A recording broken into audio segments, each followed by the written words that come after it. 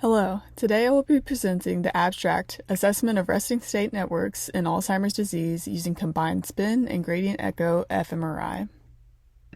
We have a research agreement with Philips Healthcare. Decreases in functional connectivity begin to occur in normal aging and are hastened in Alzheimer's disease.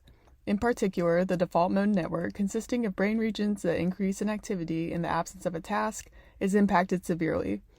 The default mode network is of interest in Alzheimer's disease due to its proposed functional role in memory consolidation and its anatomical overlap with amyloid burden. The salience network, also impacted by Alzheimer's disease, identifies the most relevant stimuli present, working with the default mode network and executive control network to execute cognitive processes. Although functional connectivity has frequently been assessed in Alzheimer's, the blood oxygen level dependent BOLD functional fMRI method that is used most commonly is dominated by macrovasculature, whereas the microvascular data may be more reflective of Alzheimer's pathology. To improve the sensitivity of resting state fMRI methods in the context of Alzheimer's disease, we implemented a multi-contrast, multi-echo SAGE acquisition to assess functional networks with complementary sensitivity to both macro and microvasculature. SAGE combines images acquired at 5 echo times, with 2 gradient echoes sensitive to the macrovasculature, 2 asymmetric spin echoes sensitive to both macro and microvasculature, and 1 true spin echo that is sensitive to the microvasculature. In this study, we aim to assess group differences between healthy aging and cognitively impaired populations, and anticipate that SAGE fMRI will more sensitively distinguish between groups than single echo fMRI methods.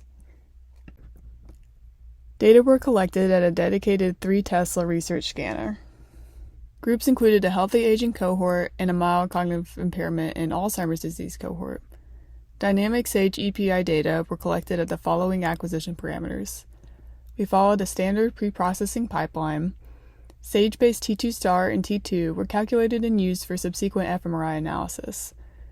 Independent component analysis, or ICA, was implemented for macrovascular, or T2 star, and microvascular weighted, or T2, SAGE maps, as well as for the second, or gradient echo, and fifth, or spin echo acquisitions for comparison. Cohen's DFX size was calculated to assess group differences within components, where a threshold was set at a medium effect size. ICA identified the default mode network and a component for both the SAGE T2 star-weighted map and gradient echo acquisition. SAGE T2 star-weighted maps showed largely lateralized group differences, where healthy controls had higher values than the cognitively impaired group. The left and right posterior cingulate and left precuneus showed medium and large effect sizes, and the right posterior cingulate exhibited a large effect size. Interestingly, the second echo showed medium and large effect sizes bilaterally within the precuneus, posterior cingulate, and medial prefrontal cortex, where the cognitively impaired group had higher values than the healthy control group. ICA did not result in a default mode network component for microvasculature sensitive contrasts. ICA identified the salience network and a component for both the SAGE T2 star weighted map and gradient echo acquisition. Group differences for macrovascular weighted SAGE T2 star reveal a medium effect size in the left and right insula, where healthy controls had a higher values than the cognitively impaired group. A smaller effect size was seen in the left and right insula for the gradient echo acquisition, where the cognitively impaired group had higher values than the control group. ICA also identified a salience network component for the SAGE T2 map. Group differences for microvascular weighted SAGE T2 showed a medium effect size where healthy controls had higher values in cognitively impaired subjects. ICA did not identify a salience network component for the spin echo acquisition. In conclusion, SAGE provides distinct microvasculature sensitive information compared to single and multi-gradient echo fMRI methods, as well as robust resting state networks.